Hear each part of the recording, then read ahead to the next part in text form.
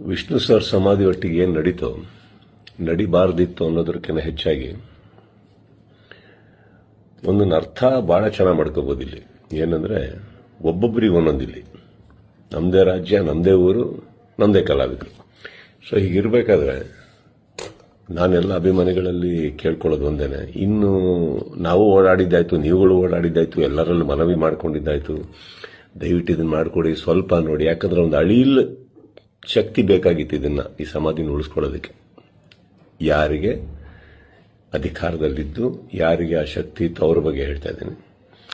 So ಅದು ಮಾಡಲಿಲ್ಲ ಅಂದಾಗ ಇನ್ನು ಅವ್ರನ್ನೆಲ್ಲ ವಿಷ್ಣು ಸರ್ನ ನಾವು ನೋಡಿ ಬೆಳ್ಕೊಂಡು ಬಂದಮೇಲೆ ಒಂದಂತೂ ನಾವು ಕಲೀಲೇಬೇಕಾಗಿರೋದು, ಇನ್ನು ಭಿಕ್ಷೆ ಮಾಡೋ ಅವಶ್ಯಕತೆ ಇಲ್ಲ, ಕೇಳ್ಕೊಳ್ಳೋ ಅವಶ್ಯಕತೆ ಇಲ್ಲ, ಕೇಳೋ ಅವಶ್ಯಕತೆನೆಲ್ಲ ಮುಗಿದೋಯ್ತಲ್ಲ. ಮಾಡಾಗಿದೆ, ಮಾಡಬೇಕು ಅಂತ ಇದ್ದಿದ್ರೆ ಇಷ್ಟೊತ್ತಿಗೆ ಮಾಡಿರೋರು. ಮಾಡಿಲ್ಲ ಅಂದಮೇಲೆ ಎಲ್ಲರೂ ಒಂದು